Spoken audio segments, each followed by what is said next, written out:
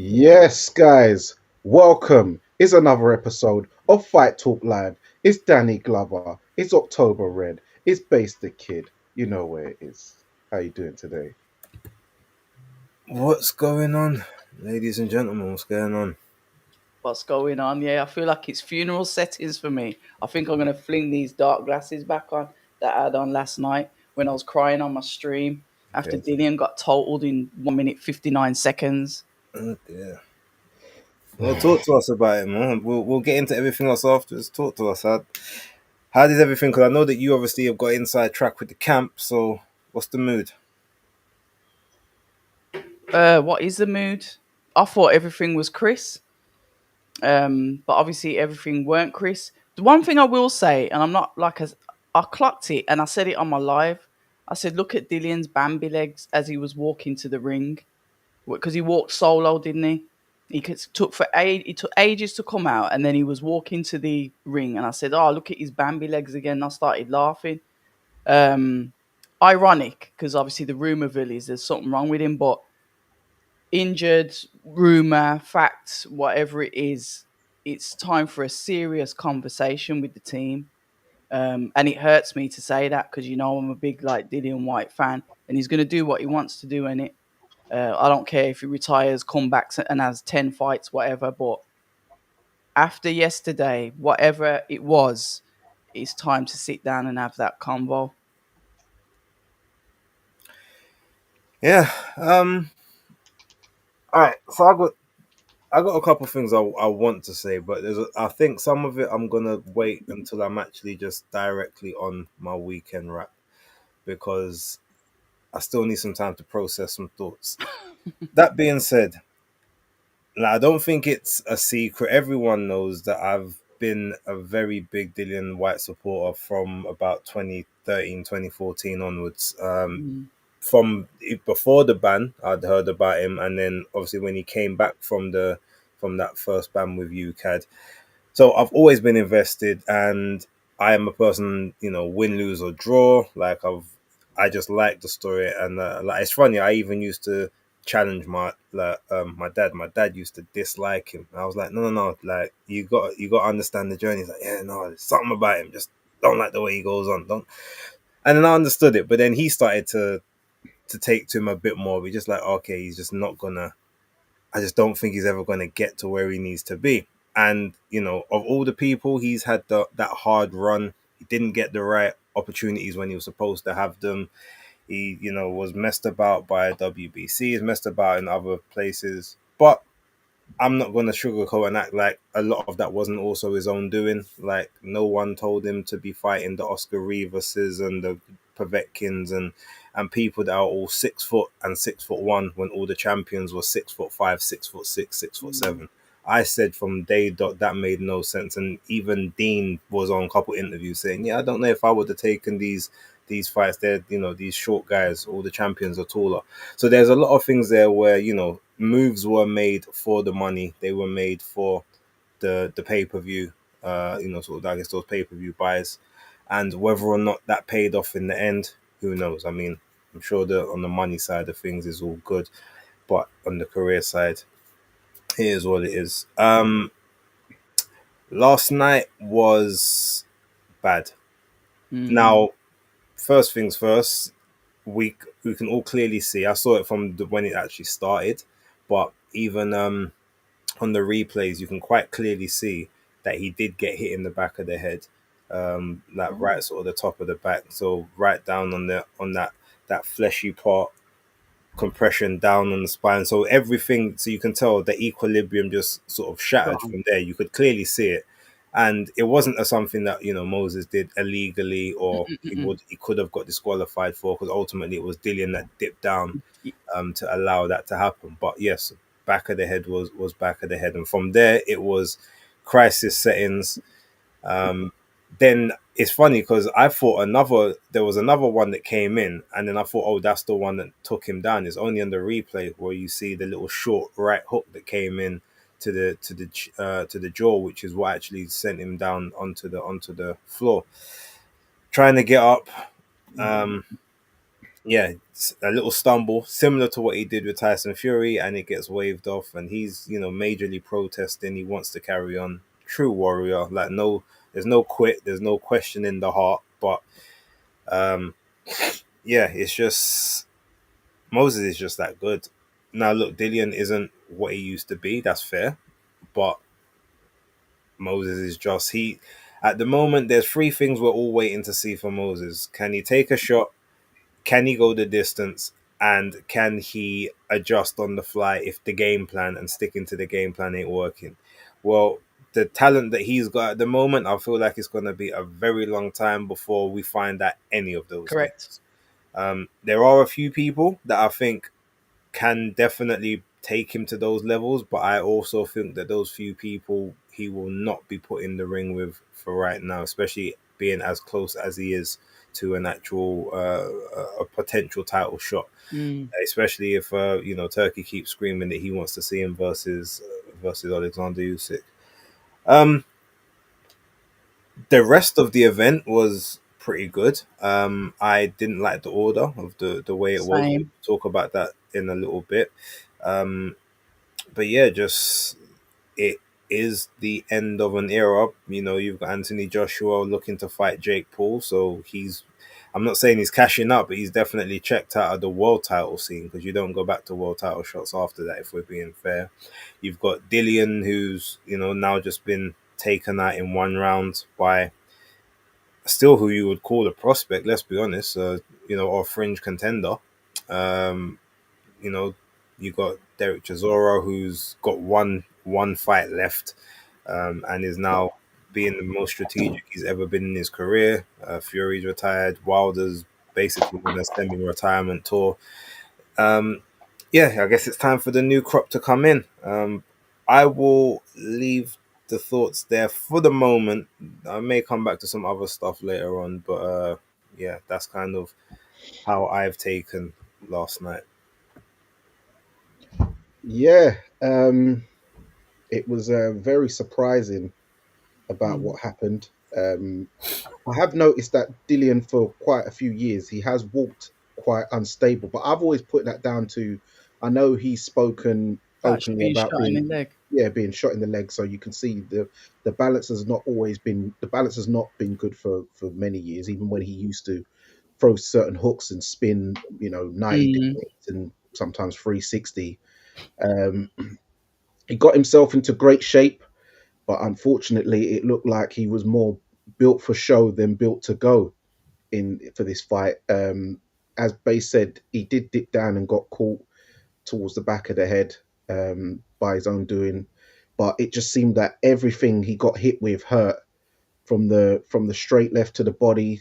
There was a right hook to the body that hurt him, and he's known as the body snatcher. But it seemed like everything Moses hit him with was hurting. He was, he had to hold onto the rope a dope, buckling. Went back straight. Um, and then Moses did the old Lomachenko, pulled a hand down, right hook round the corner into the jaw, and that sent him to the floor. Got up on wobbly legs, as said before.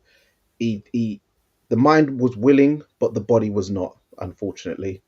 And it's sad because a lot of people was talking about, we're talking this fight is reminding me of it could go like David Haye versus Carl Thompson. I'm thinking this is what happens when people just like to think they're talking historian things, but they don't really know. They don't. If you go back, It's nostalgia. yeah, but there's a load more. There's a load more of where the old man just gets finished by the younger man. Even if you talk more recently, you talk about AJ. This looked more like Anthony Joshua versus Kevin Johnson when he got destroyed Mm. by Anthony Joshua. But then even when you go back further, you can talk about when Frank Bruno just smashed up Joe Bugner, who was a very good fighter in his day. But when you're coming up against the young, hungry lion, and as Moses said, he wanted to see his eyes. He looked into Is his it eyes and he said he saw a wounded animal. Mm. And yeah, you've got that Slavic um, DNA with that Nigerian DNA. It's a serious concoction there. Very cool, very cold, very calm and collected young individual. I would like to know how he did academically in school because he seems highly intelligent. He said he wasn't interested in school. I watched one of his interviews. He said, like, the teacher was saying, listen, you got to have a backup plan. You can't just, think about boxing. And he said, boxing is my only plan. That's all I want to do. Because he said he went back to his school. Like I said, I've been watching the interviews. Really good work from Queensbury for the Mm, backdrop of this fight. They built it up brilliantly. And he said, nah, it was always boxing for him. Um, but you've seen his dad because his dad made like a guest appearance. We've never seen his yeah, father yeah, I before, see that. and you see that, and I think a lot of people's mentality, and this is just my personal opinion from growing up in a single parent family, but not being in a single parent family, it counts a lot when the father is around the sons. It's so important. And you could see that when you talk about Nigerian and Slavic, he's got the two inputs from both of them, hasn't he? And Yes, that's important. And you can see why he's so grounded. And that's me coming from a single parent family, but not being in a single parent family, if that makes sense. You know yes. what I mean? He's proper grounded. And I've always said that about him. But it's the same even with Fabio Wardley, who's also his dad's Nigerian too, and he comes across as very intellectual, very well spoken, quite cool, collected as well. A bit more fiery, but I guess people try to stick it on him a bit more, so he ends up having to come out of himself. But yeah, Moses, he is looking like the truth at the moment. Um, Dillian, I think he's got to pack it up. We've seen Oh, Fury now; he's retired. he's my guy. AJ, he's not looking for anything world title in dreams. It seems it's sad, But Dillian, he's 37 years old. He's put on a lot of people in his journey. Yeah, he has. From Even those that yeah, turn their back on him. yeah, there's a whole list of names that we can go through. I'll go through a few of the names. He's put on for the man them properly from you know Derek Chisora's nephew Jermaine, Alan Babich, Richard Riakporhe, Chris Congo, Pesta, John Harding, Dwayne Sinclair, Yusuf Kamari, Sedam Ali, uh, Thomas Carty, Charlie Duffield, Fabio Wardley, Michael Magic Hands, done help for Craig Richards, Xavier Miller. The list goes on. He's done a Dean White. Preach. So he's put How on much of for a them are in city. his corner still now? Sorry. How much of them are still in his corner now? Yeah, yeah. Well, a few. There's not as not that list, but there's a couple man still there, which is good to see. But he's put on for his city and put on for his country, like Young Jeezy says. So yeah, big ups to Dillian. He's had great nights. He's the only man I remember who was doing pay-per-view headline shows um, without a world title shot, Yeah. and he was pay-per-viewing and doing O2 arenas. So it just shows you the pulling power that he has. A man who's come from Jamaica, hasn't had an easy life. He's had a very colourful life. He's got a child older than Moses. He started producing from young, and he set up his life now. He's living out in Portugal. It seems he's got his gym there. He's got his managerial license, so he's got life after boxing. So it is sad, but I know Dillian will be all right. Dillian will be all right. Yeah, it's mad that we're kind of like saying, "Yeah, see you later," like walking him towards his coffin, the boxing coffin, and the conveyor belt comes to an end. It's up to him, and I think he needs to have a serious sit down with his team. But like I said, even when it comes to Joel Joyce, we can't tell him what to do. He's a fighter, and he's going to do what he wants. Mm. What's best for him and what he wants won't often agree. But that serious sit down convo with the team, it's a must. Yeah, Otherwise, they're just going to use him as like Body was saying, they're just going to use him as a stepping stone for the next young buck and the next young buck. And what's that then? yeah, like a Kevin Johnson, because Kevin Johnson was Kingpin Johnson once upon a time, and then he just started being used Mm, as a brand name to propel the next prop on their trajectory. And we don't want. I don't want that for Dillian. He's better than that. It's one of them.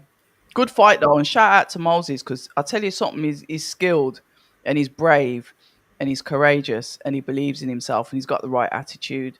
And that's the thing. Just because you see you might have like took like you back your guy, you back Dillian, doesn't mean you want Moses to lose because Moses is incredible. And like I said, he's a lovely gentleman. It would have been nice to just see Dillian have his little bit of light in the sun, but it just wasn't for him. And it's Moses' time now. He's taking the torch.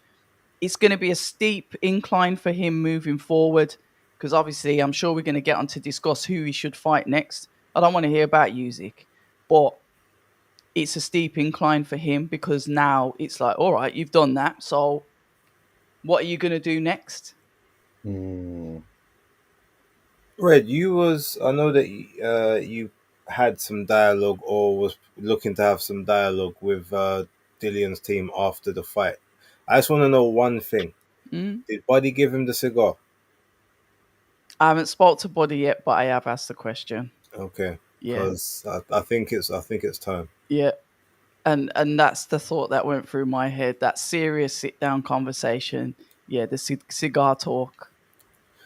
It's crazy. One thing I will say is crazy is that as much as a lot of people have given Dillian the gatekeeper, the journeyman role and stuff, when you it's funny because you look at the record Mm, and literally as of last night, he's now just equaled the amount of losses that Anthony Joshua had, who was a mad. former two-time unified champion.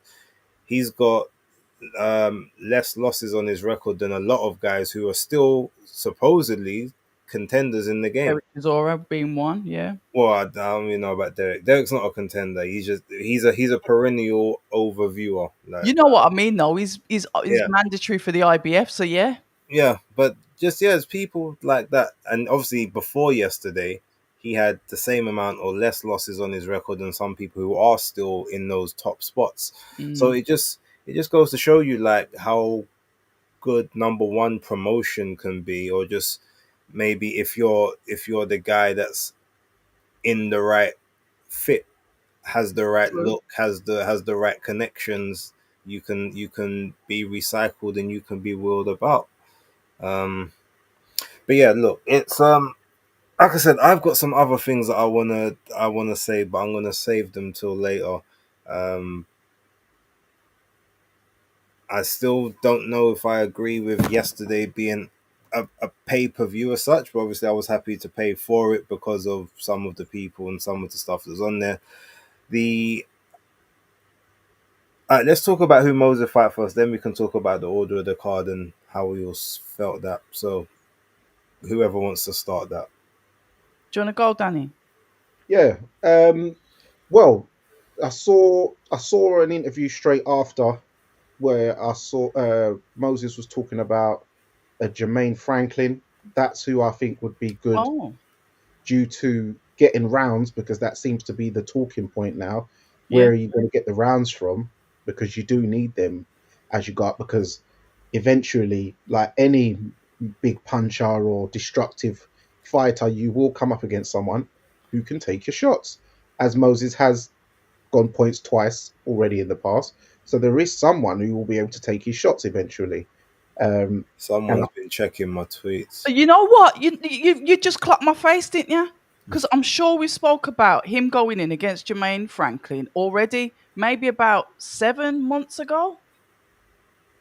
I okay, don't think it was that long ago, but You we don't think it it's that? was it I know was that I was know it's been spoken about. mentioned. That was spoken about before. But if he put out an interview yesterday yeah, in about the changing room, Yeah. in the right, changing so room that, yeah, about. so I put out a tweet before they got back to the changing room saying that Oh, that Jermaine recent. Franklin, it's either going to be God. Franklin, Hergovich, Jarrell Miller, or Michael Hunter. Those are the kind of opponents he needs to have next. Okay. So Well, I someone's know I've clearly mentioned watching the Jermaine Franklin tweets. ages ago.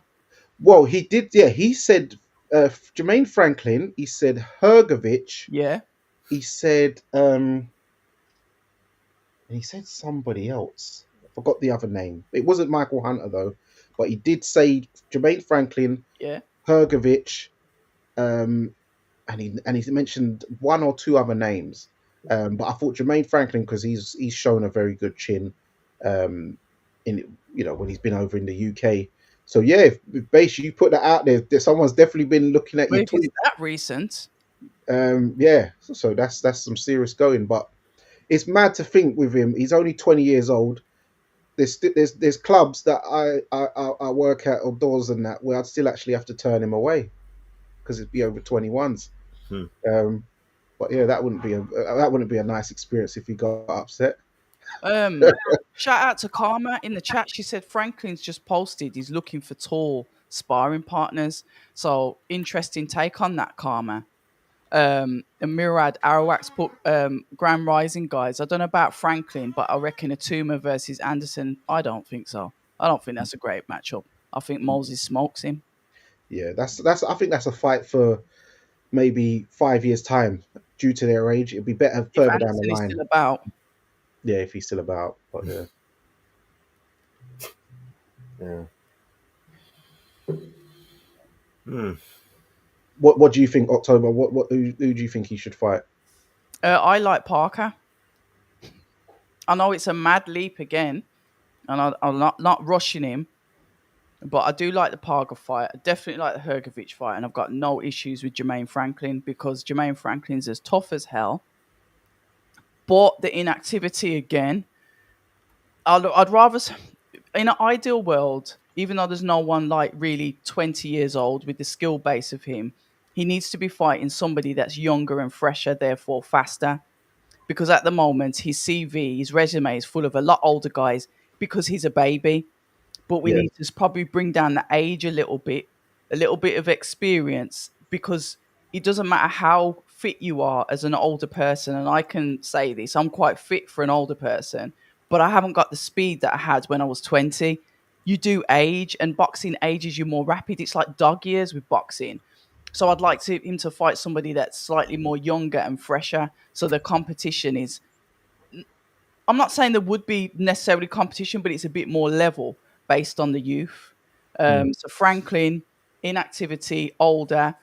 Hergovich is still quite, is in there because we can talk about his fight, but Parker's still quite young yes, out of all of those when you look at that, and he's got the speed, etc. So I'm not looking at rankings because it would be rude of me to bring the rankings into it. I'm just looking at ideal opponents for mm, Moses, because he's constantly going to be tested.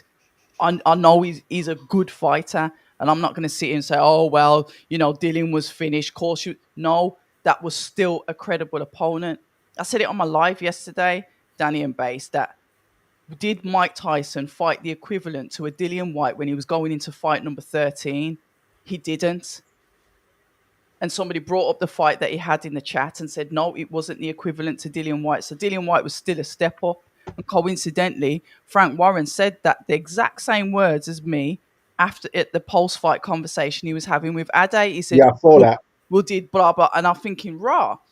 So the comparison's there. You have to give Dillian his flowers. Oh, But hold on Moses though. But if needs... we played devil's advocate and decided to cut Go you on. off with that, and Yeah, yes, you're totally right. Mike Tyson didn't, but Mike Tyson fought damn near 22 times in he 2 years. did. He did. So he was He did. able to have a lot more of those. If he had more time in between, the same as what Moses did, he probably would have fought someone more comparable to that time based on the time frame. But Because then do we he have was to... doing a lot of his, obviously he was doing the sparring, but he was doing a lot of his work and his learning in the ring. And Moses, I don't think 15 Moses rounds could as well, handle the longer kind of fight. schedule that Tyson did. If we're gonna do that, I don't But think he could handle 2 and 3 fights a month. and I hear that, and the comparison is only there because he's been compared to Mike Tyson before. The I just fact that he's like a rising star, I hear what you're saying, but at this day and age, nobody fights like that. And I in this day and age, he's been one of the most active heavyweights that boxing has seen for a while, because as soon as he came out, he was fighting practically, I think it was every 8 weeks to start off with, which is a miracle in this era, because the heavyweights are fighting even twice a year, and the ones with yeah. no belts. Well, I just checked Mike Tyson's 13th fight. That was in. He did that in 8 months from his debut. Yeah, that's the argument that Base is saying, that he was fighting a lot more people, so he was more active. But I'm saying if you've got to compare it to this era, albeit there's a lot more fights, a lot more compressed, longer rounds, etc. He still wasn't fighting somebody like that in his 13th fight. No, So that's but why I think he is ready for someone, or he could go up against somebody like Parker, or definitely Hergovich. yeah. Definitely. Yeah, but then what you got to do is a bit of a trick what Frank did there, because you can do Frank the doing number of tricks. no, you can do the number of fights, but let's talk about the duration you've been a pro from your debut. Mike Tyson was already a world champion in this space of time from his Mm. debut. For the amount of Yeah, time Moses has been pro, Mike Tyson was a world champion, knocking out a I get it. big man, yard man. Funny enough, in Trevor Berbick I for get the it. title to become the youngest. Because remember, they were chasing Mike Tyson's record and they couldn't break it. Yeah, So Mike Tyson's still that guy. still that guy. But no, and that was it. I just remember now who he said. He said Ajit Caballo. Moses Thomas said in the Oh, back. That did was the other he? name mentioned. Interesting. Yes. It's funny because in the ring he was saying, I know that he said, Caballero and Parker, like I know that they definitely deserve their shots, but I Mm-hmm. want to be in the mix. So I don't know if he said that as in I want to be in the mix with them to prove that I can go ahead, or I want my shot at Usyk, even though I know that they deserve theirs as well. But if he did say Ajit Caballero, kudos to him, because of all the names that we've mentioned, I think that is the one person that can beat him, can match him for speed, match him for aggression, Yeah, aggression. Yeah. and obviously has a very good engine and a sustained attack that he definitely would have to figure out on the fly. So, Hmm. not saying he would beat him, but he's definitely the one that I would give the best odds of the current crop. Someone Ajit. asked me the other day, yesterday, about, and I kind of did a little round robin of who would beat who, and I did have Caballero as beating Atalma, but Atalma beating Parker, and Parker going the distance or pushing Caballero to a decision or possibly a draw. It was Yeah. off the cuff, but based on the way that I've seen all of them fight, that's kind of how I could see those fights playing out. I didn't know he mentioned Ajit. Yeah, when he was in the back afterwards. I think that's the most competitive Mm. out of those. Definitely, because I know, yeah, Ajit. We'll see, but whatever it is, they're gonna propel him, aren't they? If they give him Jermaine Franklin, that's more or less like a thank you fight. So if they give him Jermaine, it potentially to get those rounds in. Don't go in there necessarily to knock him out. Let's see how we can work our way around the ring. But what I will say is watch Moses' amateur fights.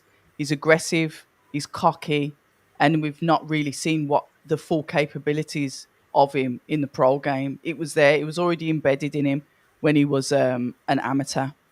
It was already there. It's there. Go and have a look. Mm. So we'll see what go on with him. I don't think he's a hype job. I hear it, people are going to be like, oh, hype job, this, that. I don't think he's a hype job. I wouldn't use the word hype job, but at the moment, I think it is fair to say that we can say he is overhyped because there's a lot we don't know. Yeah. But again, because a lot of it has negative, people feel like it's an attack when you say something like that. It's not. Like, we believe he's the truth. We believe this Mm. stuff, but we can't prove it yet.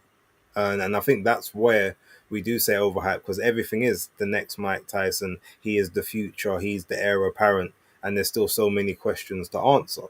Mm. So we do have to kind of just take a step back at times, and also, again, as much as he's super mature for his age and is I like definitely his got a good attitude. head on his shoulders and all that stuff, but him being 20, like, we also just have to bear in mind, let him also be a The not a 20-year-old. child, but be a I young man, hear it. be a man that's gonna make his mistakes. Because right now I hear it. we're already setting him on that path of you can't even put a foot wrong, which is, crazy, considering what some of us in the communities we come from, what we were getting up to at the age of 20 and 21, and Facts. and being given that grace period to Facts. mature through that, and he's Yeah. not going to get that. So we also, Yeah, again, I feel facts. that we do have to just give him that grace period and maybe not pile all this pressure and the hopes of the UK on his shoulders and stuff, because he doesn't need that yet, nor should we. Like as a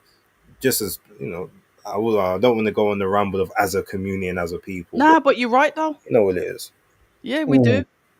We do, and I like that. And like I said, that strong father input, that's what made me smile, because I ain't seen his dad before. So when I seen him there, that put a big smile on my face. I was like, yep.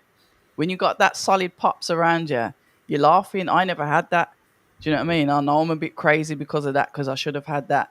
Danny, you're nice. And Base, I know, look at the relationship you have with your father. It's so important. So when you know you got them solid foundations there, you're good. And he's good from that, because he'll always have his people. Yeah. Does Moses have a girlfriend? I hope not. I hope Moses, if not. you're listening, no bother with it. Yeah. No girlfriends. They'll just ruin you. You'll fall in love. Your testosterone will drop, and that's it. You forget what you're doing. No girlfriends, please. Well, Yeah. based on the video of the house and the bags with no drawers, just everything in the bags, he was saying that the bed's sturdy, so that probably just says that maybe no, there's no girlfriends. He's just doing his thing as a young man. Do That's, his Yeah. thing, man. that's what we like. But don't make them cut your hair, I please. know. I Well, he's said that. already done it. His Yeah, hair is his strength. but he grew it back. If that's his only mistake he's gonna make, then hey, we let that slip, that little one haircut go. But yeah, man. Fair dues. Yeah, man. All right, so look, let's talk about the other fights on the card, and specifically, I think Red, you said same as me. Like the order of the card was Mm, very, very well. For me personally, it was bad because I wanted to cover the four fights that were initially supposed to be shown on the top, which was Ford and initially Kakache, but Ford and yeah, Nova, Adelaide and Hergovich, yeah. and then Goodman and Nick Ball. Now, the only thing I can assume is they moved the Satsumi fight further up the card so that the Japanese market would be awake to view it. Okay. That's the only Okay. thing I can assume, because they are like about 12 hours ahead of us. Right. Or 10 to 12 hours, something like that, which probably means they're about 12 hours ahead of Saudi. So in theory, when the card's starting, it's probably about 10, 11 o'clock in the morning over there. Fair enough. So possible, but watching basically what we're looking at as if anything, is an exhibition bout, or or a showcase. That's a better word. It's a showcase bout for him, because Kashat's fact wasn't of the level that he needed to be to make that a competitive fight, regardless of his amateur abilities. But let's talk about Hergovich and Adelier, as I'm going to use the Nigerian. Adelier. Yeah, So that okay. there's Apologies, a bit. I'm There not was a big. pronouncing it Yeah, wrong. no. He says, look, for the UK people it's Adelaide, but I've got it on video. We had a Yeah, I back and saw forth it. I about the saw it. pronunciation of his surname. Adelier. Yeah, because there's a bunch. I've got some African friends who said no, that's how you pronounce it. Okay. He's like, oh yeah, but there's a certain twang you have to hit it, and I don't have that twang because I'm not Nigerian. Yeah, But yeah, he's like, no, it's Adelaide. yeah. Because I saw he was a bit taken aback when you were saying it, but then he had to kind of confess that, yeah, all right, yeah, it's Adilia, and he said the twang with it. Adelier. Yeah, Adilia. Ah, Yeah, yeah. Because that's obviously how his parents would say it. fair enough. But yeah, he's a, what do you call it? Anglicized. Yeah, just like Boatsi, innit? Boatsi, because his Yeah. is Boachi. Yeah, Boachi. Boache. Boache. Yeah. yeah. So Yes, Star Fox did. You did tell me, but the chance of David coming back on the channels is probably microscopic anyway. So I'm really not worried about that. so what we're going to talk about the fight, Hergovich. the Hergovich fight. Yep. Yeah, I'll go first if you don't mind. Go for it. Yeah, with the Hergovich, Philip Hergovich, David Adelaide fight, the build up even. All right, Star Fox. The build up was interesting. David Adelaide had a different demeanor going into this fight week to how he does usually in fight weeks. And one thing I will say is I do have an issue. I do have a slight issue with it because I notice, unfortunately, a lot of African and Caribbean fighters tend to have a different energy when they're fighting someone from a different demographic to themselves. Because when he was, when he was having spats with the likes of Fraser Clark, he was very aggressive. Fabio. Fabio Wardley, highly aggressive. Solomon Dacres, a lot of intimidation tactics, aggressive. Jamie TKV, aggressive. And I know this is quite against quite a few light skinned guys as well. I don't know if he's got a little bee in his bonnet with light skinned dudes. But then with Philip Hergovich, who was talking smack about him, dismissed him, said, "There ain't nothing about you that I rate. You're kind of whack, kind of puff. Like, yeah, let's get down to business, and I just don't rate you. Like, I'm gonna deal with you like easy." And then David just said, "Oh yeah, just Saturday night, just Saturday night." There was no smack talk back. There was no getting in a man's face. There was no tapping of the chest. And then also, I saw him somewhat start butt dancing during the public workout, doing these dance moves like he's Usher and shoulder shrugs and doing all these dance moves. I thought, oh, this is interesting. Oh, I've I never, didn't even clock that. I didn't clock that. did you see some of that base? Some of these dance moves? I didn't see the public workouts to be fair, but I saw him walk into the ring. He looked like he was. No, if you see the public workout, he was doing these dance moves, these shoulder shrugs and these sliding Usher slides and moonwalking and all this other stuff. I thought, oh, this is a bit different. This doesn't seem like the same David Adams. And then, maybe that did show up in the fight because he was very subservient in the ring, just sort of happy to just sort of take too many shots. Mm. I only gave him the second round. I remember in the third round, it seemed like Andy Lee tried to give him it because he landed one punch at the end of it, but then Sweet hook, yeah. But then he turned the card around when he realized, hold on, he only threw literally one punch. Yeah. But I think that also in the second round, I think it was a bit of a curse that he actually cut Hergovich with the jab, because it then seemed like all he wanted to do is try and throw this big, just thought, oh, I just need one punch and I'm going to get him out of there. Hergovich was pinging him up, dealing with beautiful Eastern European style boxing. Adam Booth was saying, how much do you want this? Oh, that was Adam Booth in the corner. Chef's kiss. Yeah. Chef's kiss to Adam Booth. Yeah, he was trying to G him up. He was like, he's done. He's done now. Like, he's doing what he's doing. You're way behind now. You need a knockout. And in the 8th round, he did come out. He showed. Well, he did. In the 8th round, he showed some. He got pinged with a 1-2, and then he did this thing where he stuck his tongue out. But it's like, maybe it's a thing where certain fighters have a certain trait when they get hurt. Where Edgar Berlanga does this thing, this seal clapping. Yeah, he sticks out his tongue. Sticks out his tongue, like when he got AJ dropped. does it. No, but when he got dropped by Fabio Wardley, remember, he stuck out his tongue. Yeah. And then when he got hurt, he obviously got buzzed and he went, and then he got hit with a chopping right, and then he went down. And then AJ did it with Usyk. Yeah, but it seemed like he was in a crisis. But AJ does it even when he's smashing people up as well. So it goes both ways with him. But then it seemed like he was in a lot of trouble. And then he did, rally back with a 13 hooks, which Hergovich took. The commentators, I think, was overselling it. Oh, Hergovich is holding on. But when you look at it, Hergovich's legs never buckled. His legs was very sturdy. He just took them, even looked and then went, slid out on one of the hooks. You know what I mean? It was like, yeah, all right, I'll bet all these. And then now, there's always a man who's able to take your shots. Hergovich has always shown, Daniel Dubois couldn't floor him. Big Bang Zhang couldn't get him out of there. He calls it a slip, even the knockdown. So Hergovich has always shown he's able to take a good shot, and that was a good round. And then Hergovich just won, but he still won that round, obviously 10-8, and then he won 9 out of the 10 rounds. So very good boxing. But even his style, it reminds me a bit of Vitaly Klitschko. Yes. But then also, what I do notice with him, what I've noticed how you do get to him, is similar to what Andre Ward said, is when you fight guys from that European stuff, you have to stay close to them because they Inside, can't fight on the inside. When you're on the mid-range or outside, it's beautiful. It's long the best range, looking boxing range. you're ever Yeah, going to see.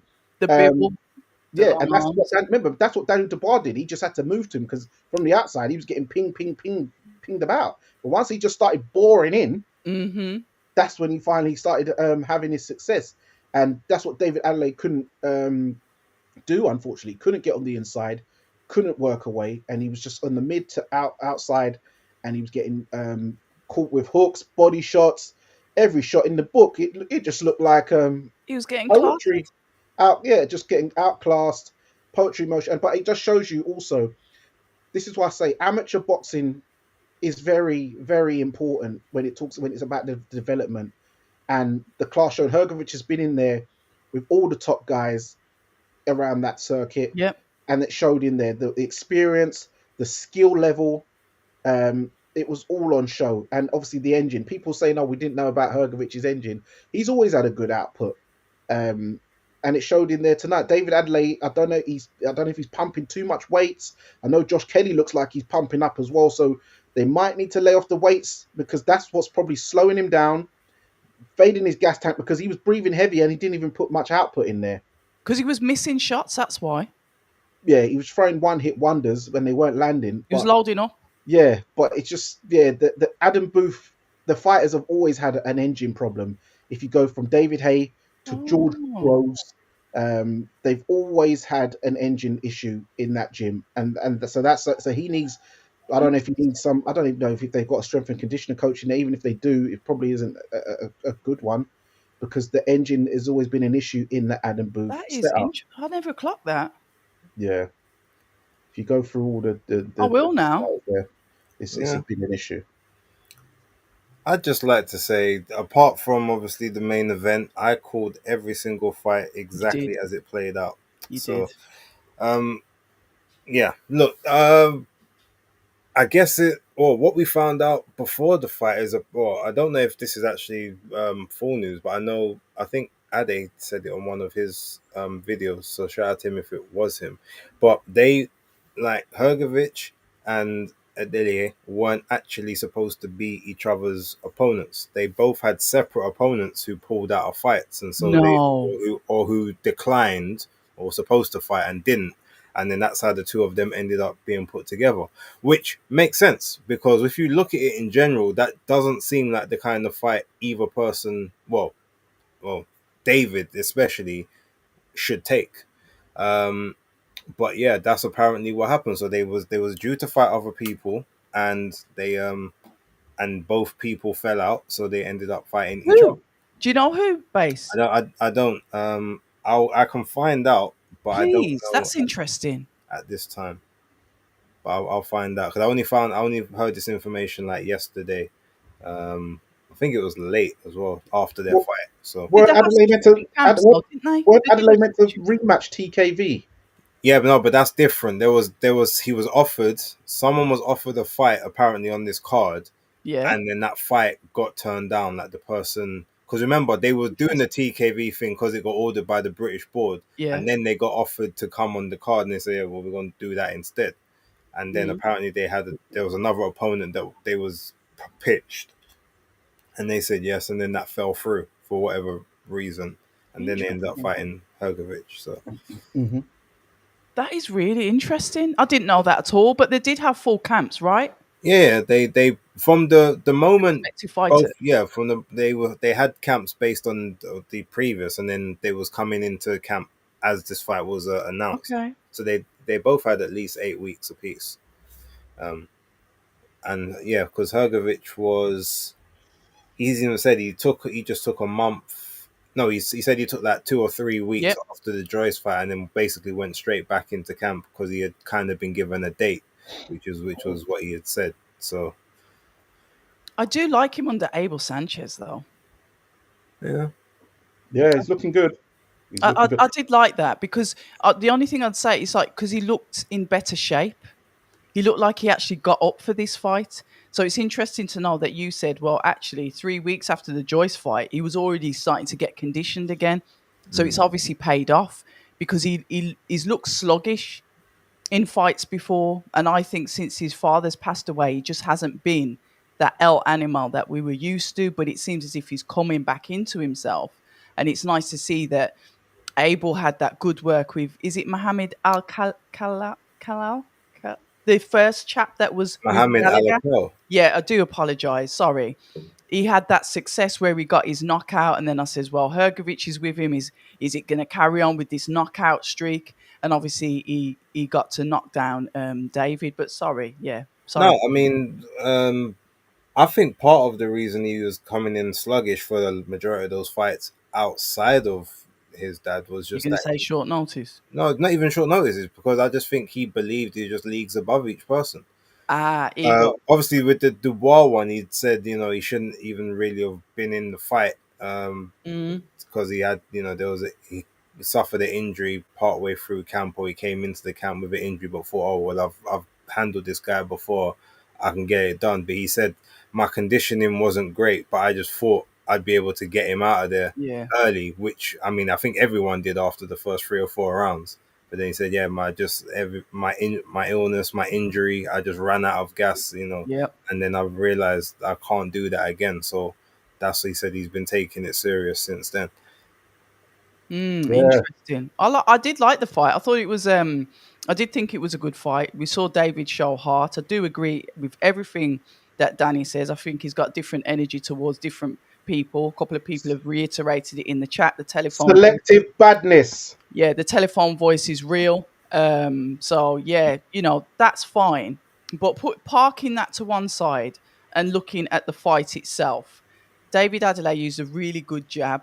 It was nice and it matched his explosive style. And he came out and he did use that. He did use it really well. And he split Hergovich's eye, the bad eye, quite early.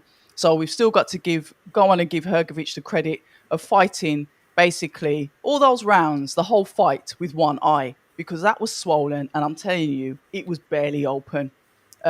So why did Adelaide not continue to use the jab? And this is where the experience, the style of Hergovich comes in, because it looked like for a few rounds that Adelaide just stopped punching. It's like there was no ideas left. And how am I going to combat this? How am I going to overcome this? Do I need to just wait and try and get that shot? And we saw him overload with that left hook so many times, jumping into it full power, full pelt to try and get Hergovich down. He got Hergovich with him one time, and it head, but he stayed in there. So it's like, okay, now what do I do? It's like there was just a pause. There was so many pauses through there. He just wasn't boxing at all. He was waiting to get that one hit, and Hergovich was picking him off, literally hunting him down. It was continuously back-footed and spot on to Adam Booth. The cornering from him just delighted my soul, because that's what you want to hear from your coach. He says, you ain't going to win this on points. You're walking forward. You've got to let your hands go. How much do you want this? That's serious advice from a coach that's saying to him, you're losing, bro. You're going to have to go in there and knock him out. Excellent. And that's when we saw the gear shift, and he came out and he really gave it a good go. But at the end of the day, Hergovich was just the better fighter. Well, can we? I wasn't listening to it as much as you, and I know that's your thing to Yeah, I hear love with the the corner. coaches. Now that quote unquote the motivational speech, okay, look, I mean, do you really want this, etc., etc. But did he actually give him instructions? Look, he's doing this. So if he does that, you step here, move round his arm. No, it Because wasn't. ultimately, No. if you're gonna just be look, do you want it or not? Like you might as well just be swinging it out in the parking lot. That I, doesn't I sound to me like it's tactical. No, I hear that, but the tactical stuff, and believe it or not, Base, I have seen this a couple of times. The tactical stuff, a lot of the times, is given in the gym. That's why I specifically asked, did they have full camps for their opponents? To be fair, and I'll put my hands up, Boofy might have said something in the earlier rounds around tactics. It's not all the time that they were letting the mic play. The comms were gassing over them as well.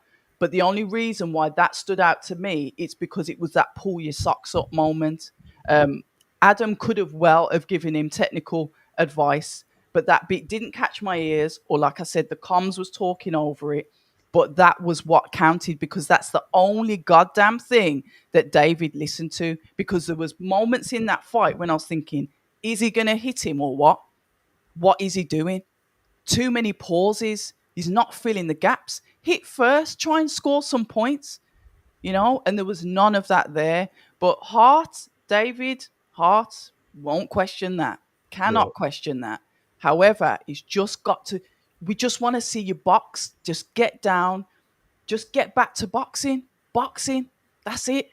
And you can use that power. If he puts two and two together, he's good, but he's just got to put the two and two together. That's it. Mm. Okay. Yeah, he's got a heart of a lion, and I think he will learn from this experience, because remember, he hasn't actually had that many fights himself, so he is quite inexperienced as a pro. But I do feel that hopefully he will learn from this, and he definitely has to, I feel, knuckle down in the gym and lose some of that pretty boy muscle. Because Okay, fair enough. I think that is I just thought hindering he's him. naturally athletically built like that. I don't know. Nah, Now, if you see him from years ago, he's definitely put on. Has he? Yeah. yeah, because he was weighing 225s before, now he's pushing Oh, 240. So he's put on a okay. stone of muscle, and that's stone and muscle is a lot to carry around. Mm, Yeah. All right. Look, let's talk about okay, let's stick with the Brits for now, because we can sort of just flirt to the others afterwards. cool. Nick Ball, Sam Goodman.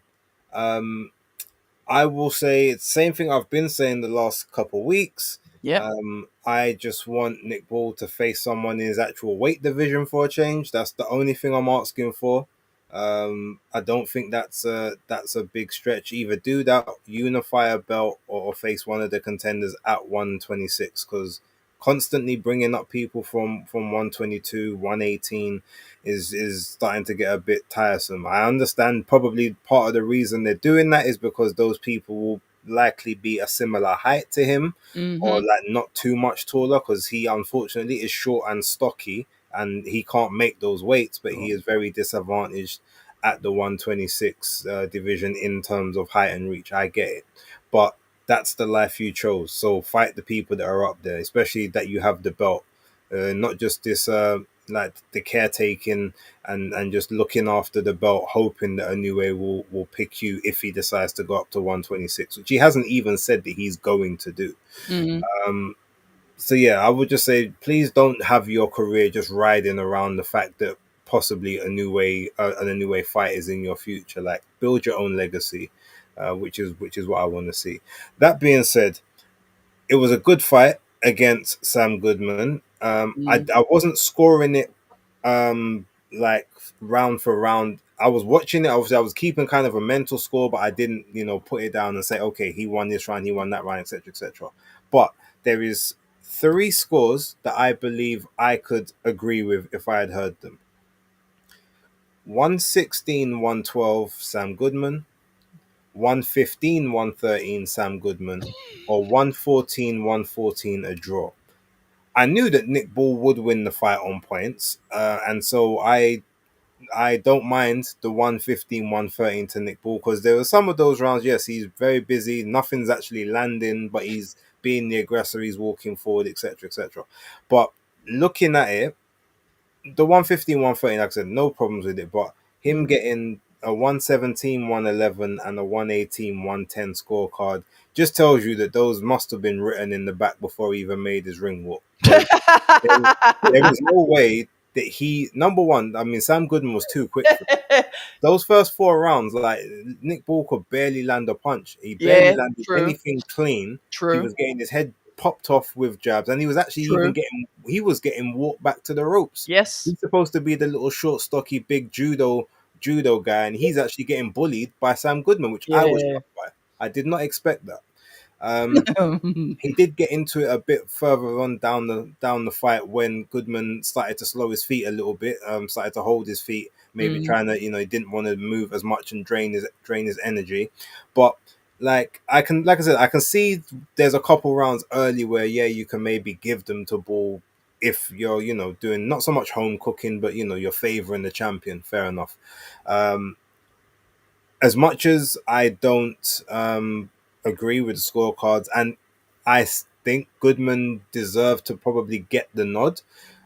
I don't mind, like I said, if it was a draw or Ball got it like 115, 113, I've got no real complaints because I expected him to win by sort of scorecards. To be honest, I doing the prediction, I said the scorecards would be similar to the ones that we got, the 118, 110, 117, Wow, 111, and that was based on the fact of I didn't think that Goodman would try to. I didn't think he would try to hold range. I felt like he would try to play Nick Ball's game, which would obviously go to his detriment. It actually played to his benefit in the fight. So as much as I predicted those scorecards, I wish I was actually wrong because that's not what I saw watching the fight. I think Nick Ball was very, very lucky, but that also being said, champions advantage and all that. I understood the game from before. The next fight has to be credible. That's all I'll save there because and the fact even that Turkey, he put out a tweet early, after the fight saying he was very impressed with Sam Goodman, his heart and his yeah, seen that. boxing skills, and that he definitely wants to Wants have him him back back. on Riyadh. Yeah. That basically tells you he thought he won. That's him saying I No. think you won without saying that you won. No, He I does, just he think does that though, to be fair. His Excellency does do that shit. No, for valiant losers, like if you put up a good performance or a better performance than you thought, if you put up a better performance than He was thought impressed you would with do, him. yeah, he was impressed with him. He thought that maybe Goodman would have got smoked, and because he didn't, and he put up a good performance, he said he wants to see him back. I think he thinks he won. There was some other stuff he said in that tweet which make me believe that he probably either thinks he won or thinks that the scorecards were bad. Read the. Yeah, the I love scorecards this were chat. bad. The I'm just scorecards looking were at the bad. chat. I'm laughing at the Yeah. chat. Sorry. I'll get the tweet and then What you saying? He was doing some cryptic messages. I'll get the tweet and then we can maybe Star I'm Fox has wrong. put, judges need to stop licking balls. Right, so let's Remember see. that? Remember that? What I'll was get it? the actual tweet. Joel? That chef, my big chocolate salty balls. Put them in your mouth and Oh, that was South Park. South Park. Mm. Sorry, I'm showing my age again. Okay, he says, I thought Sam Goodman did fantastic in his fight with Nick Ball. He showed a lot of skill and the rounds were close. I would love to see more of him on future Riyadh season and Ring magazine cards with the boxing glove, the fire emoji, and he said, Yeah, and the rounds were close. That's telling you he thinks he won. That's loud. And if he didn't Nah, think that's he won, loud. he at least deserved a draw. Like Yeah. he's saying that the home cooking was in, but as a recompense, I will allow you to come back and fight again. And he will. We'll see him again. Another opportunity Because he does keep his word when it comes to that stuff. Yeah. To be fair. Well, we're still waiting to see Malik Zinad. True. Oh yeah, was that the Bivol geezer? Yeah. He went Fort Bivol. Gone. So. Check up on him, see if he's all right. Well, I know he's training with Shane McGuigan now. Okay. Oh, Shane McGuigan. Who's Willie Hutchinson training with now? He was training with Shane McGuigan, but now he's ran off and ran back to his old trainer, the German trainer. So Craig Richards left for nothing. Never mind. Anyway.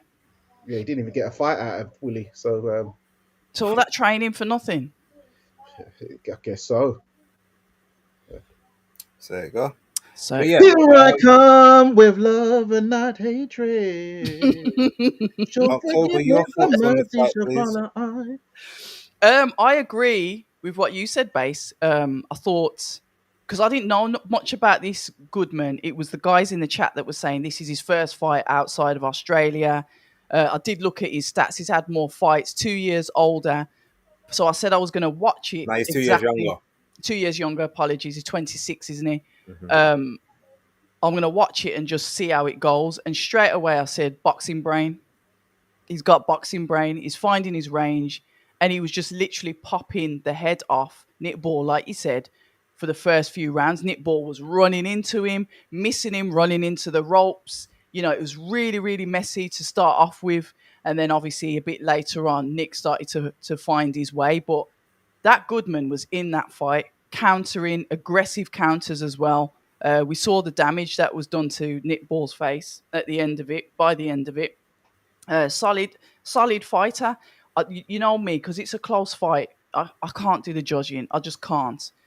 But it was a close fight to me, and I do want to see Goodman back. I want to see him come to the UK. Sorry, I'm selfish. I know His Excellency said ring and Riyadh cards. I want to see him come over into the UK. I Well, don't they know. can be here. They can be here. Yeah, but you know what I mean.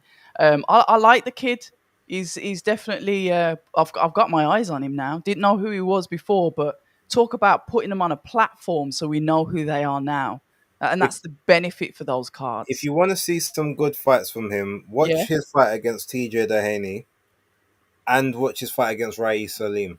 Those are two fights that will show you like his full range of, and both of those fights I actually believe he was the underdog. Well, he's definitely the is underdog it? in the Rais Salim fight, but he was the underdog in that one, maybe against TJ Dehaney as well. Yeah, Dehaney would have been the favourite. Yeah. Yeah, yeah, yeah, Oh, I'll go on this one.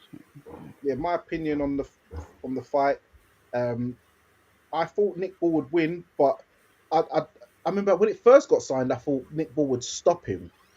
Why? Do you know why? It was a bit of a silly thing. Do you know why? Because remember he was set to fight Naoya Inoue.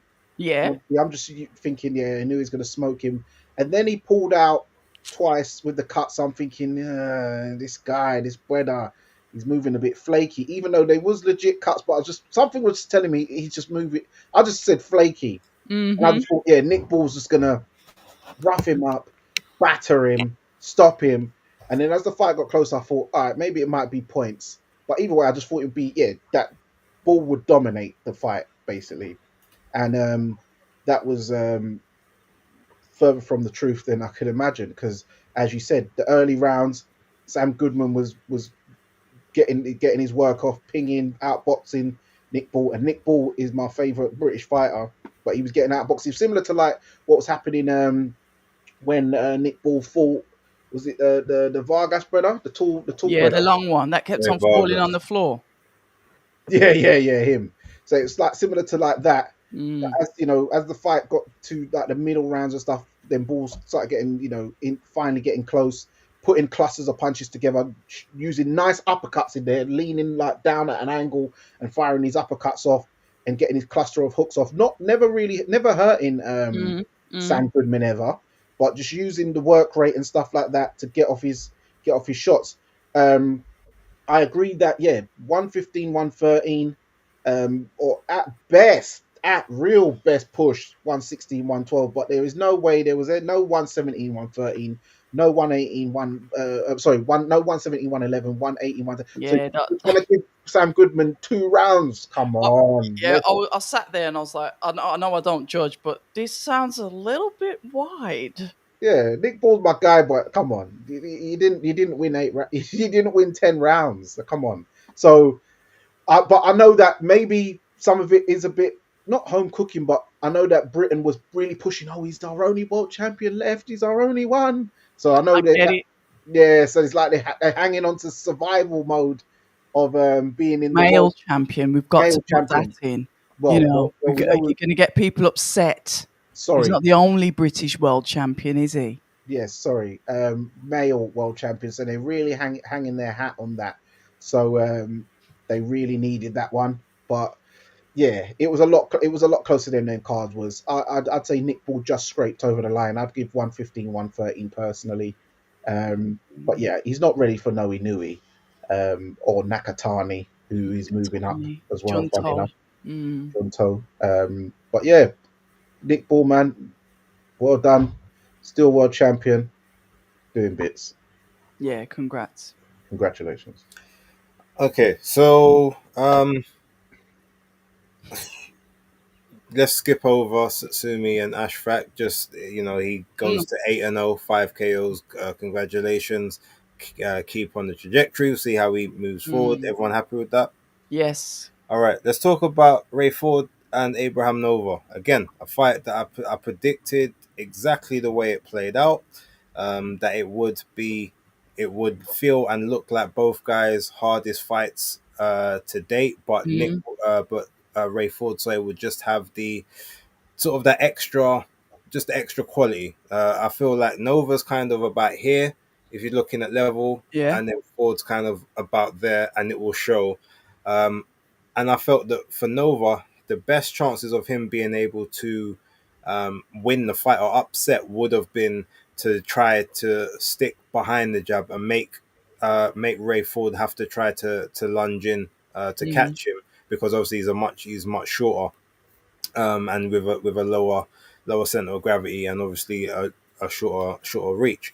But because Nova is a primarily a person that does like to come forward with a high guard, I knew that he would walk himself into range at okay. more than enough times, and it would just be about if Ford can basically catch him with the right shots, or throw, or sort of keep him turning, and then catch him as Mm, he's sort of angling up.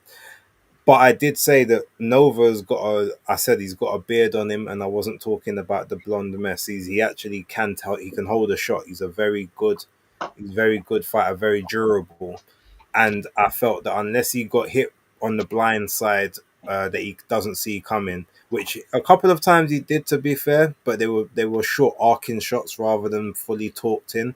But he ate them quite well. There was a couple of times he did look like he got stunned a bit, which I expected would happen. But I just believe that he would do enough, and Ford just wouldn't necessarily have enough openings and success to be able to dominate in terms of getting to a stoppage. But I did predict he would get a points decision, but it would be a fight where, like, even though he's clearly won the fight mm, on the scorecards, he knows that he was actually in more of a war than he would like to admit he yeah. should have been. That's sort of my thoughts on it. Yeah, and I guess we just got to wait to see if Eddie does make the fight with Sugar Nunez that he's been begging for the last 3 months or so, 3 4 months. What's your thoughts, October? Yeah, I agree with you. I hadn't done that much research on Nova, but I know who Ford is because Brian Peters manages him, and I keep a little bit of an eye on his fighters. So it was literally kind of going in a little bit blind, but I do agree it was like you said, because I did listen to your picks. So guys, whenever some fights coming up, sorry, before I go on, always go and listen to Base's picks. He's very good. He doesn't just say what he thinks is going to happen. He tells you why, and he gives you sort of a prediction of a fight, a potential fight breakdown before it happens. So go and listen to them. Seriously, subscribe to Base the Kids channel. We've got to get the numbers up for all of us. So yeah, credit to that because it was that I listened to, and yes, it matched in really well with the fight. That Nova guy is very, very tough. And every time I thought Ford was going to get him, he was able to come back. A nice counter puncher. I do like his aggressive counter punching. There was a few times when I thought Ford was going to have him, and he was like, "Nah, not today." He stayed in there. It was a beautiful fight. Out of all of the fights except for the Adelaide Hergovich, that was definitely my favourite fight on the card. And I think your picks, you said that was the fight that you was looking forward to the most. Or am I Mm-hmm. here? Yes. Yeah. Yeah. Yeah. So really good fight. Really enjoyed it. Nova can definitely come again. Um, yeah. I agree with what you said, Base, but obviously you've got more knowledge on Nova than I had. So I was pleasantly surprised that it was an entertaining fight. And I guess a little bit of aside for that, a little bit of bonus, and when you put a little sprinkle on top, like Abraham Nova sounds uncannily like Mike Tyson. You listen to him talk, Yeah, he does actually. he sounds Shit. almost exactly like him. Yeah, he does. So it's Is he from that neck of the wood? yeah, Neck of the woods? he's from, I think he's from New York. I'm not sure whereabouts, but I'll double Bushwick. check. Bush. I know He's he's from a residing. Catskills or something. I don't Yeah, know. I know he resides in Dominican Republic now. Okay. But obviously got support. But Oh yeah, yeah, Base's second home. yeah, I make no ashames about it either. Let's see, where is You yeah, he's from Albany, New demon. York. So Okay. yeah, All right. Yeah. but he was, funny enough, he's from Albany, but he was born in Puerto Rico, which Yeah, is, he's Puerto Rico. Yeah. yeah. Hmm. But he lives in Dominican Republic now, so even he realized which Caribbean island you have to be on. Just saying. Base is going to retire doing Caribbean tours I and not mean, I based might on the do. food either. I might do. You never know. Uh, but yeah, no, Nova, he had the mascot all week, Oh yeah, which that I thing, thought was innit? very, yeah, I thought that was very good. Um, good promotion and stuff. And yeah, I hadn't seen him much of him before. I'm not even sure I've seen him properly fight. Probably little highlights here and there. But yeah, he showed a really good showing of himself. Ray Ford, um, on still on the comeback trail, trying to become world champion. But he's going to have to figure out what he's going to do with this weight because he come in 3 pounds over. So Ah, it was point 0.3 ounces. it's point 0.3 Oh, ounces. Yeah. I didn't even clock that. Oh, okay, because I saw something about three. Yeah, it was But he, 130.3. yeah, so he's struggling with the new weight class because I remember even when he fought Nick Ball and he was missing meals, man. He was missing meals out in Riyadh when it was baking. So yeah, he's obviously still a growing lad. But yeah, it's good performance. But yeah, I just hope he settles down at a weight class so you can really go for the title hunt and become a two-weight world champion.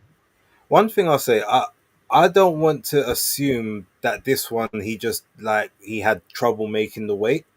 Because if you remember, obviously the Kakache fight was there. I think they might have been looking to put a trinket title on there, but I don't think this one actually had any belts on the line. So No. even though it was 130, they probably well look, we'll give both of Mm. you a grace period if need be.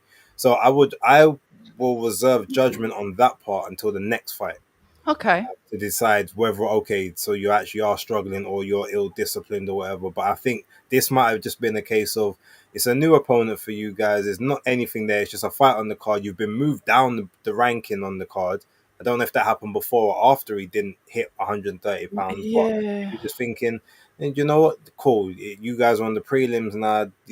You don't have to kill yourself if you don't want to, kind of thing.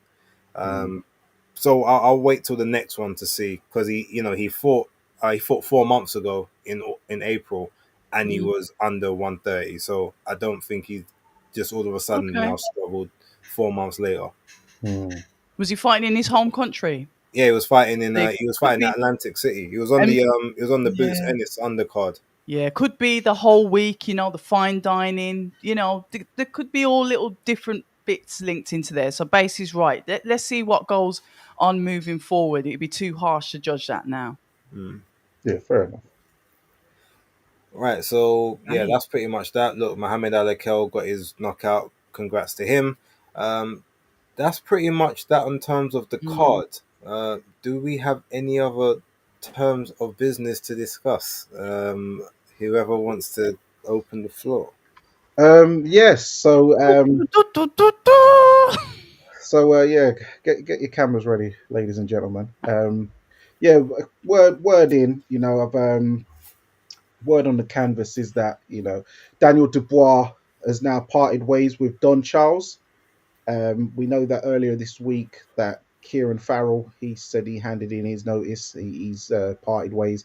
But yeah, Daniel Dubois and his dad Stan, they have parted ways with Don Charles, and they will now be trained at the Matchroom gym by Tony Sims. So that will add to the heavyweight stable of with the Romford Bull going there most recently. What's your thoughts? Those in the chat and October and base. I'll let October go first on that one. Um,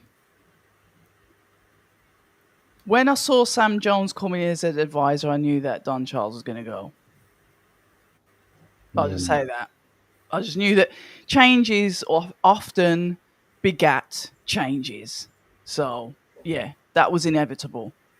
Why is he left Don Charles? I don't know.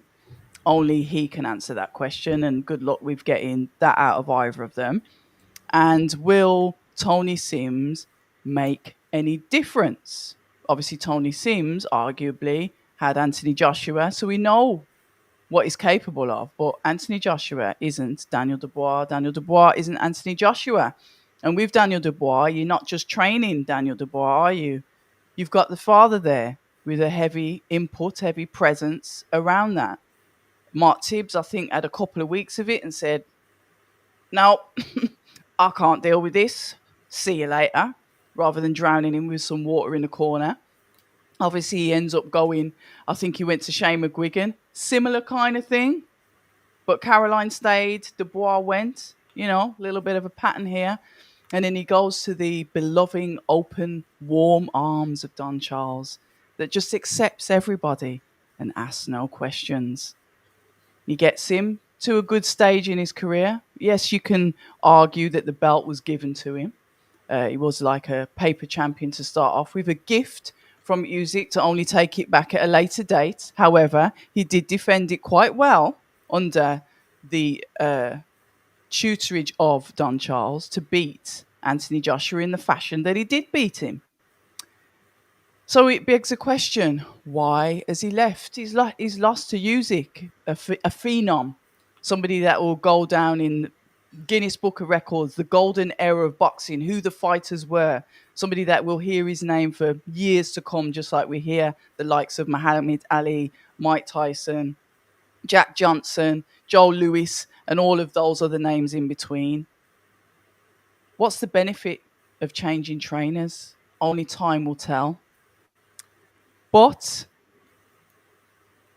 we'll see what happens. The proof's in the pudding. I don't know why he's left. I don't know what the difference is going to be. Like I said, that's only for future reference. But I knew as soon as one change started, and then I saw Kieran Farrell bow out, I thought it's only a matter of time before the other one does. And in fact, I think I called that Don would probably go before Kieran. But hey ho, Yeah.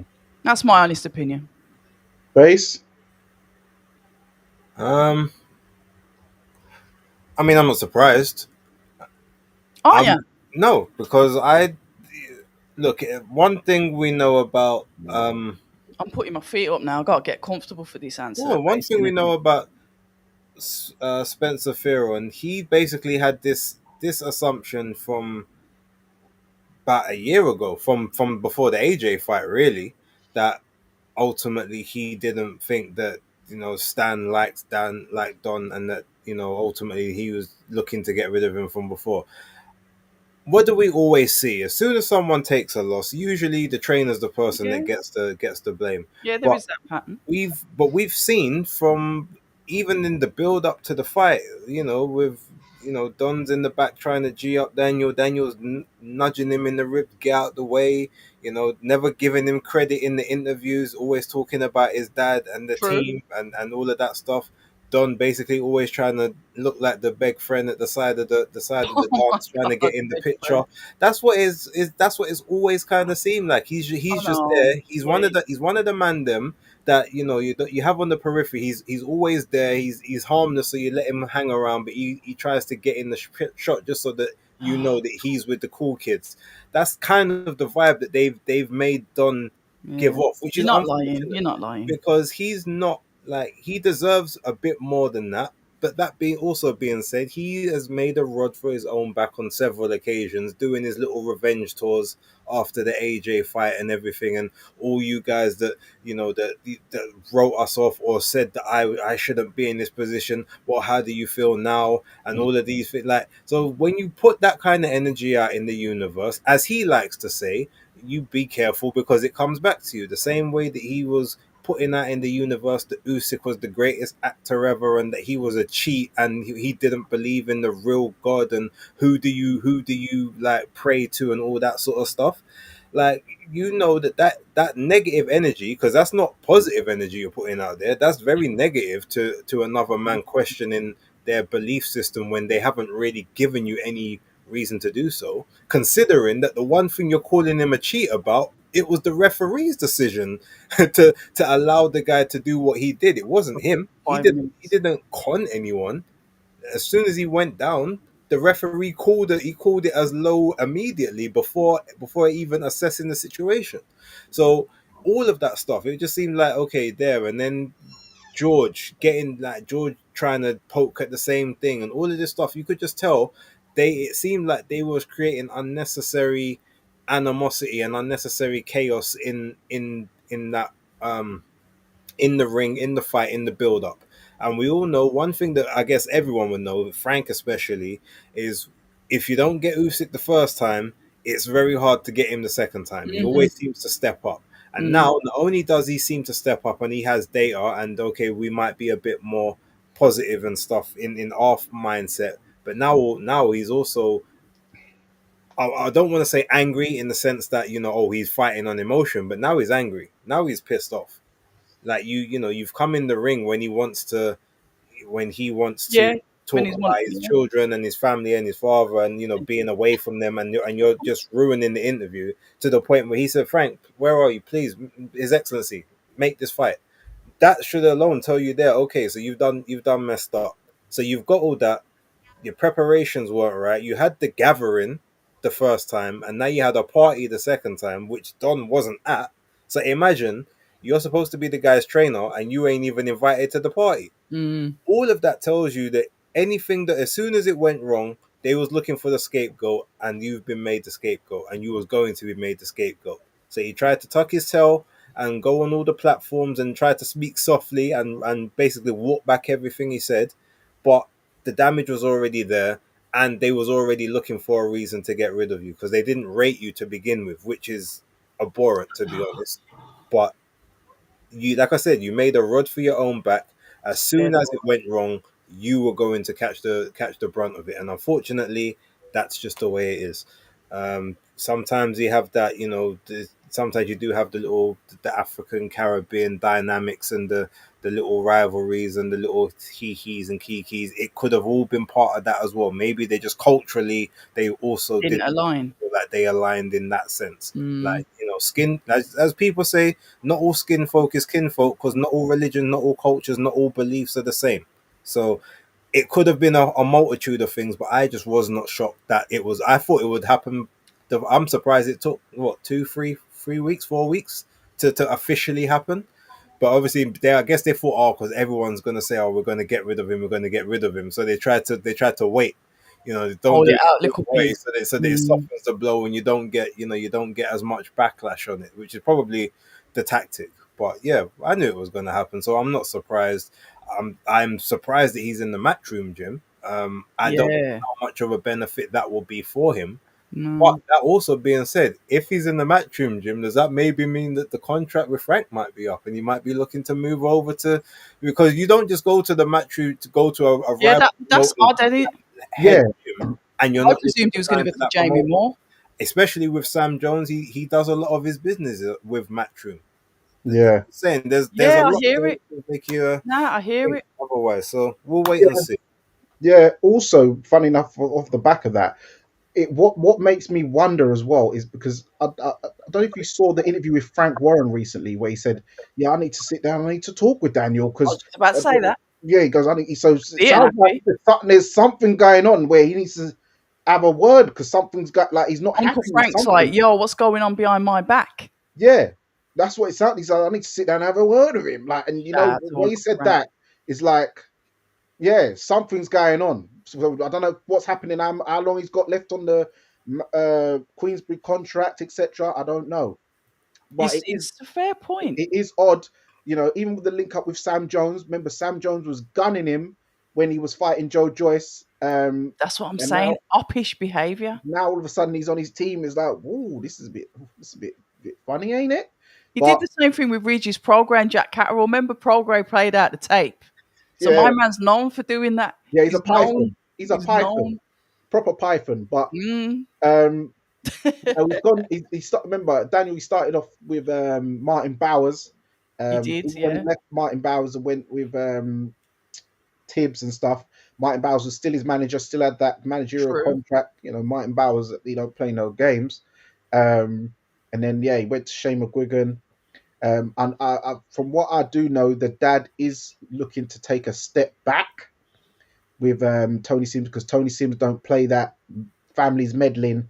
Because even when you look at Connor, Nigel ain't in the gym meddling. Doesn't need to be. Yeah, so the dad, I think he knows that he's got to step back, and I think he alluded to even after the post fight with Radio Raheem that he's a grown man now, and he I can make saw his own that. decisions. After he lost, yeah, he can make Yeah, his own decisions. so But yeah, bro, he hasn't been making his own Well, decisions. would he have been grown enough to make his own decisions if he won the fight? That would be You the hear that? interesting question. So Talk to yeah, him. Yeah. type of thing. So that's interesting. But yeah, it just unfortunately, I don't think that they respected Don Charles properly. Daniel didn't respect Don Charles, nudging him, but man who's old enough to definitely be your dad, at least. Yeah. And just the way he did sort of dismissive of him, but that would have been learnt behaviour from Stan. You got to think, what was the dad saying about Don Charles? How was he speaking to Don Charles? Mhm. And that's going to rub off on the son.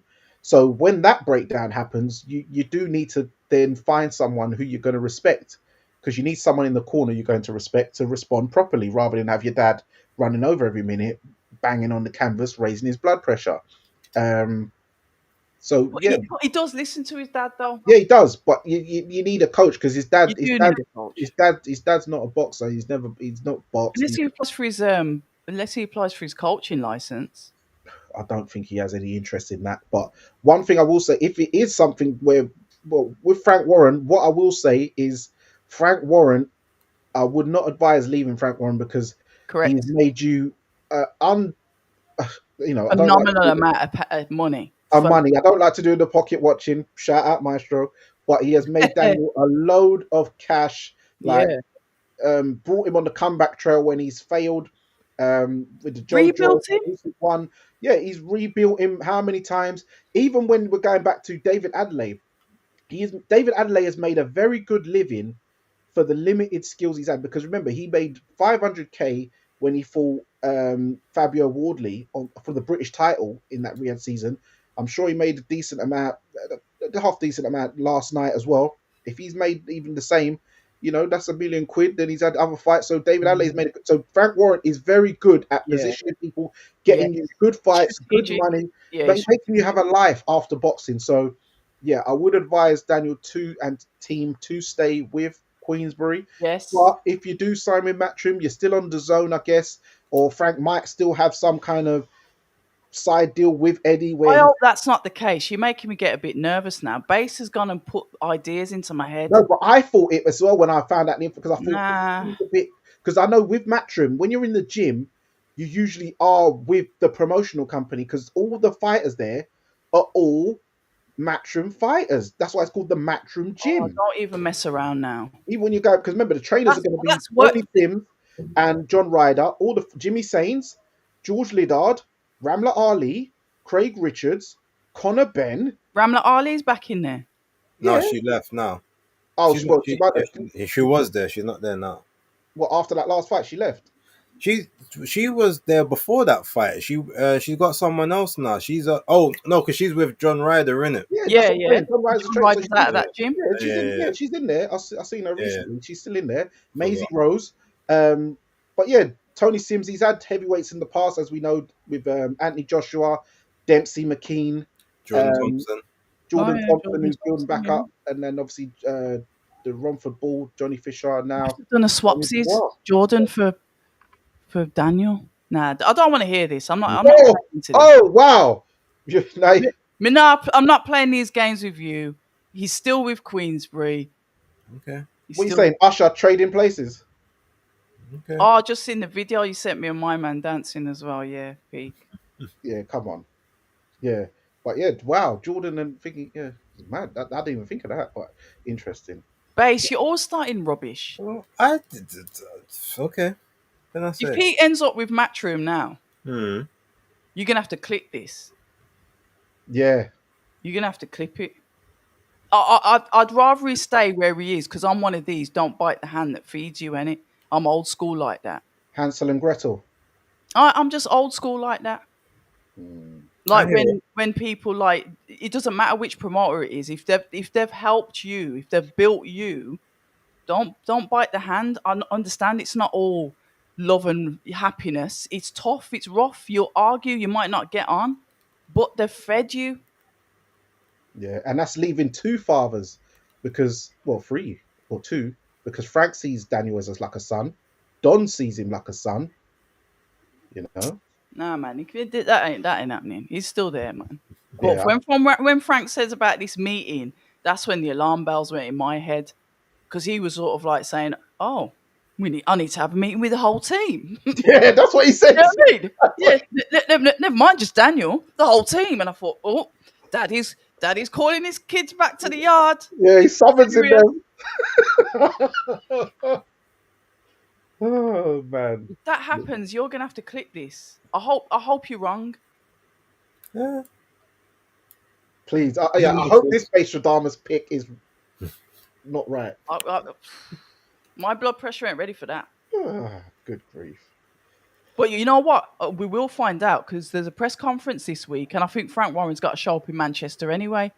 It's there's a press conference this week, isn't it? So Yes. hopefully we'll see Mr. I'll ask Mr. Warren because I do like him quite. He's quite funny.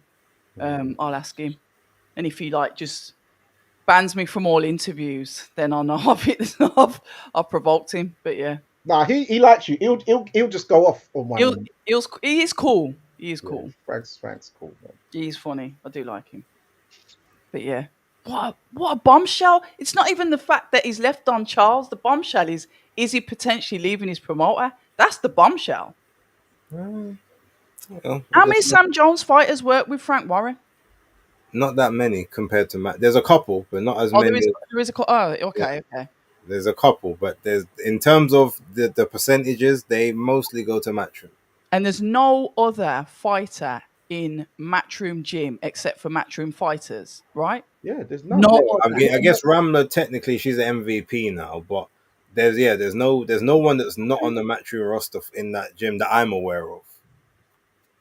And definitely not one fighter trained by Tony Sim because Ramla's trained by John Ryder. And remember, she's literally just turned over to MVP. But Eddie's kind of letting the women get their bread, you know. But they're all Matchroom fighters, man. You do hear Frank Warren say when his fighters have lost, it depends how they lose. We can rebuild. And he's like that. He won't just put you in the bin straight away. He does give you a chance, and we've seen that more than once. I hope he hasn't done that. Okay. Well, I mean, on that note, have we got anything else that we need to discuss today? You're amazing, man, and I'm glad you're in my life. No, it's appreciated, and vice versa to yourself. I'm not an amazing man, so no. No. But you are an amazing woman, as much as you downplay yourself. But we'll give you all the pities and the lovings after the stream. That was a good convo. There's a couple interesting things here. Yeah. We'll have to wait and see. Well, I hope you guys enjoyed the show. Get in the comment section. Any of you lot watching this on playback, be sure to leave comments in the comment section. Please subscribe to Base the Kid at the Hardcore Casual, and yes, make sure you do tune in to Base's picks because he does do the keys to victory for both fighters, gives both scenarios, and then gives his ultimate pick of how he sees fights going. A great, excellent, detailed breakdown, which I must admit I do use to for navigation of how I will see certain fights, even if I don't agree and my betting slip sometimes differs from yours, but I do take into account what you do say on that. So they are good. So I highly advise and recommend you guys subscribe to the channel and tune in for that. Still waiting on Femme Files, but hey, I'm sure it will come soon. Make sure you subscribe to October Red Media for the great talks and discussions with any and everyone, from Gareth A. Davis to Don Charles to Fight Week content. She has been heralded by even your favorite promoters and fighters as being their favorite person to be spoken to by. We don't call them interviews. She calls them conversations. So please make sure you subscribe to October Red Media. Did Eddie Hearn say that he's going to have some announcements soon? You got me thinking now.